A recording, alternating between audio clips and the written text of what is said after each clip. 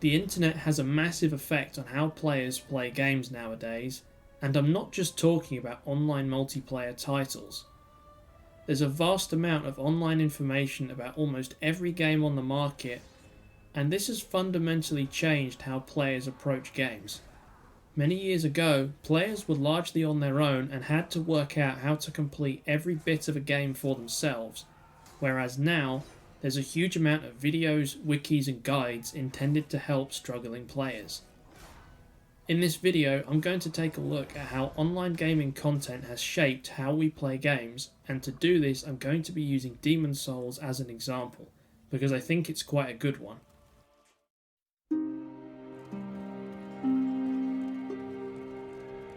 Demon's Souls originally came out for the PlayStation 3 in 2009. This footage is actually of the PlayStation 5 remake version because it's much easier for me to get, but both games play almost identically, with the new version having updated graphics. There are a few things that the original does better than the remake version, but I'm not really looking to get into that today, and that's maybe another video for another time if anyone is interested. Back then, online information about games wasn't very common, and Demon's Souls was a distinctly niche game when it came out, which limited the amount of online content about the game even more. The Souls games wouldn't become mainstream until after the release of Dark Souls, the spiritual successor to this one. Demon's Souls was difficult and mysterious, and players were forced to figure things out for themselves in a game that was very different from every other title at that time. And this made for an incredibly captivating and immersive experience. You're plunged into a dark fantasy world of Boletaria, where the player's character resurrects after every death due to the strange power of the Nexus that traps their soul there. You journey through several different locations after a great war, and all these locations are destroyed and tell the stories of what happened there through the details in the environment, not mandatory cutscenes that you're forced to watch.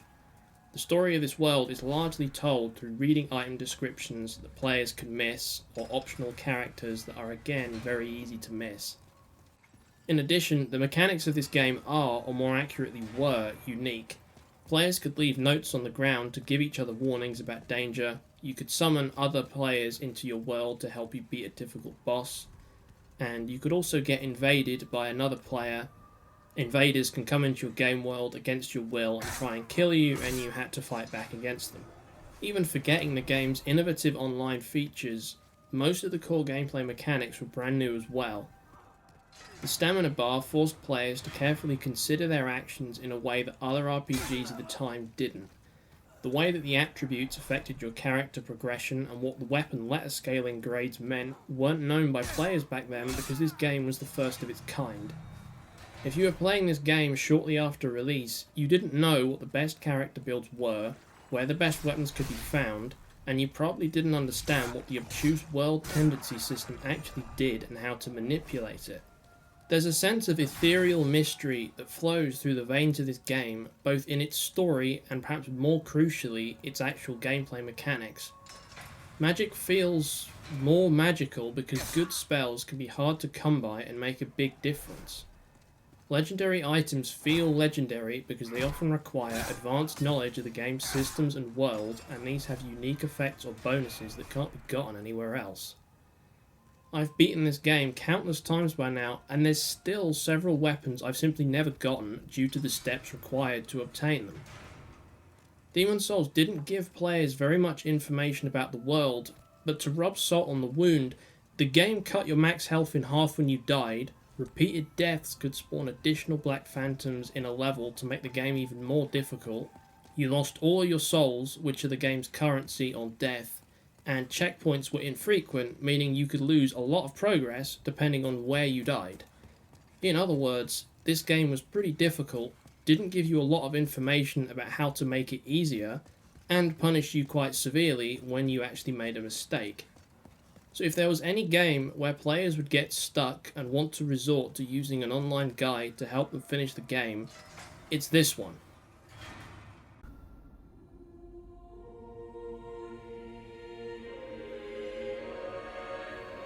Now, if you go and search on YouTube or the internet in general for advice about how to beat a boss or what the best character builds are today, you will find an absolute ton of good quality videos giving reliable information and step-by-step guides on how to do just about anything in the game, and this is even more true for the vastly more popular spiritual sequels to the game like Dark Souls or the 2022 smash hit Elden Ring. In fact, some of the people making these guides even do that for a living. There's literally enough demand for explaining content in video games that it's a viable business for some people. For some titles, content creators even get exclusive access before the game's launch, or there's a beta available to certain users, so the optimal way to play a game is published on the internet before certain games even fully come out. Back in the early 2010s when I started playing Demon's Souls, information on it wasn't exactly easy to come by. Online gaming content creation was in its infancy and the game wasn't exactly popular anyway.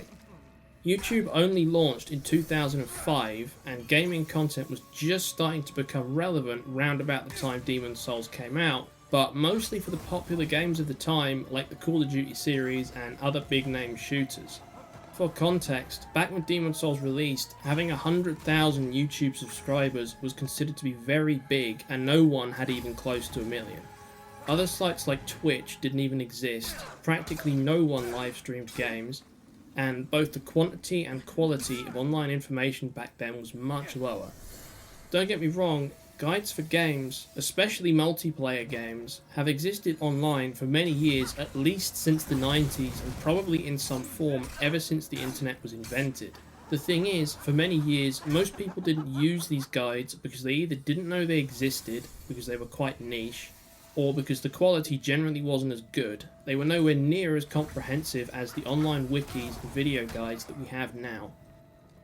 At least if you ask me, it wasn't until a lot of information started taking the form of easily understandable video guides on YouTube and other similar platforms that online guides for games really started to become a big deal.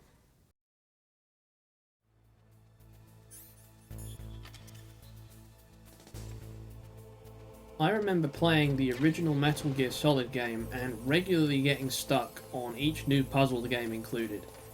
By the time I got around to playing that game, there was information available online about it, but there wasn't very much, and what was there wasn't very well written, and didn't even have pictures, let alone an edited video that explains each part of the game. MGS1 isn't a very long game, but it felt much longer when I first played it, and that's largely because I had absolutely no idea what I was doing.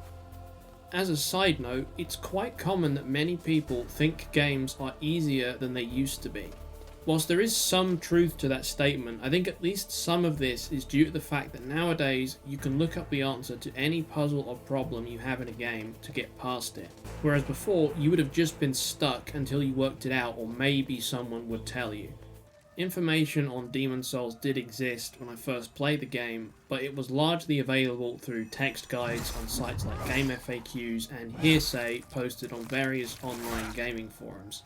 Frequently, different sources could even disagree with each other, and there was really no way to know who was right other than jumping into the game and testing something out for yourself, and even then you could miss something. This relates to the sense of mystery that I mentioned earlier.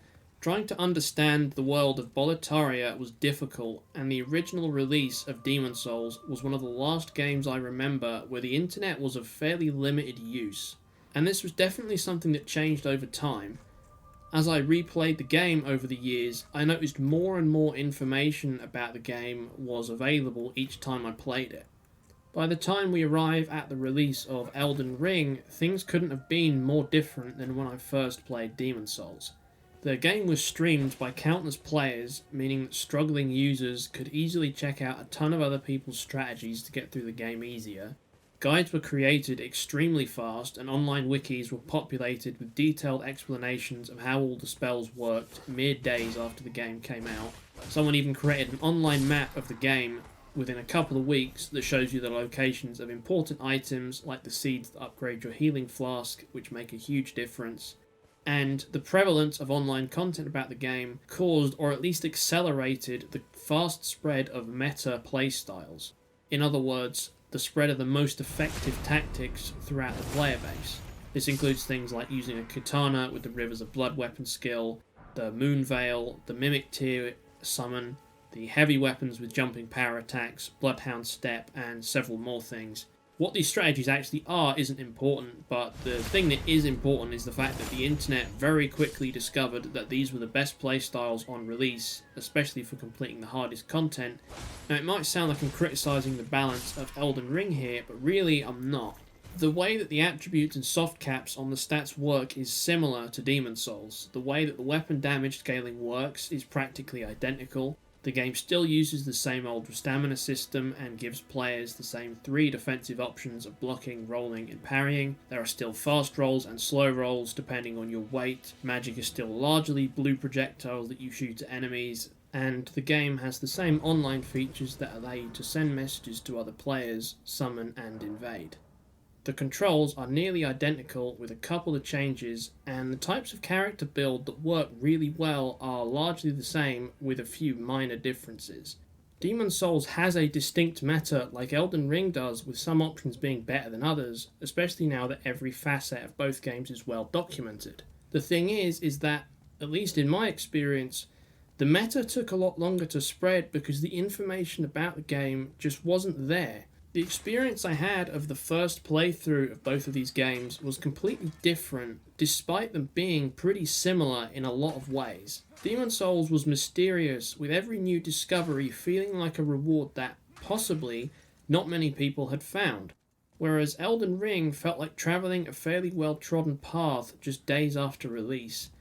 There's plenty of evidence online that tells you that this cool, unique thing you found isn't actually that big of a secret after all. I'm not saying that one of these games is better than the other. As I mentioned earlier, they're very similar in a lot of ways, but the gaming landscape they're released into was very different. At least for me, the man-eaters in Demon's Souls were one of the biggest roadblocks on my first playthrough of that game, because I didn't know a good strategy to beat them. I didn't realise that my character was underpowered for the fight, or how effective certain spells could be. I had to experiment with different tactics and see what worked based off what I had, and I ended up with this weird strategy where I would stand in the middle of the platform at all costs to avoid being knocked off, and then use magic spells to mitigate the damage when I got hit. The experience was frustrating, but also great because it immerses you into the game. You don't have external knowledge to help you, it's just you and the game. Playing the game like this is more time consuming, it's less efficient and more frustrating than just using a guide that tells you what to do, but it can also be more fulfilling. Of course, you can still play any game this way, right? Just don't look up any information about the game and you'll be fine. Well, unfortunately, it's not that simple. The problem is that the cat is out of the bag. Sure, you can make a conscious decision to not read about the game online and not use a guide and be deliberately inefficient, but it's not the same. Playing a game blind without the wiki open is now a self-imposed challenge which feels fundamentally different than before, where it was the only option. And the best way to explain this is with an example. I'll try and make this point without spoiling too much, but minor warning for this next section.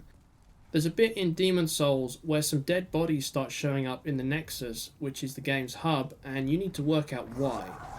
This should be incredibly concerning because you run the risk of important characters being permanently murdered if you don't fix this. Except nowadays, it isn't that big of a problem, because you know that if you can't work out this puzzle, the solution is just a couple of clicks away.